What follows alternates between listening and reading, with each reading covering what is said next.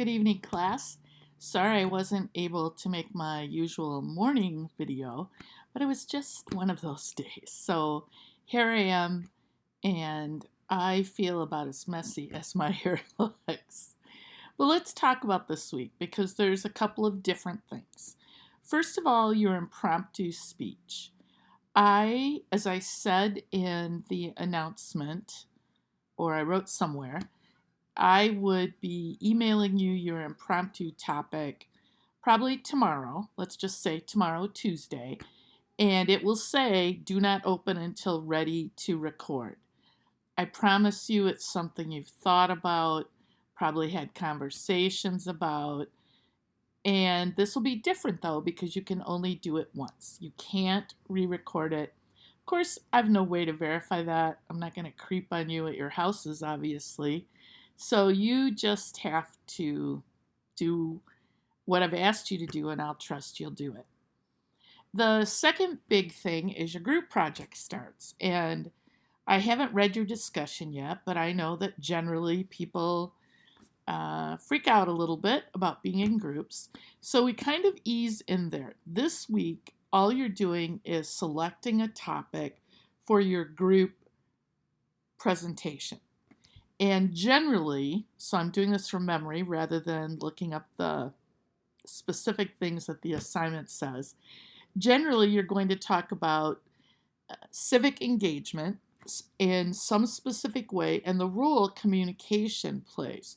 So I'll give you an example of one I've heard quite frequently, and it's a good topic. I wouldn't even care if one or more of your groups did this.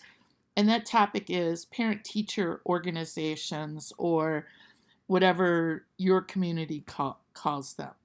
So you would talk about the value of PTOs, for example.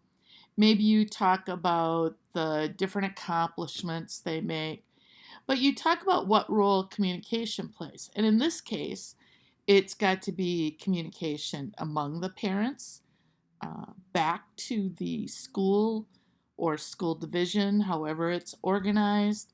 It's probably got to be some communication about how we get membership increased, how do we encourage people to participate, things like that.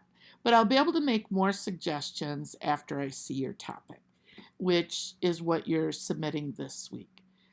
Ideally, all of you submit the topic, but for this week, if somebody forgets, that won't be a big deal. I'll go ahead and grade you from the group.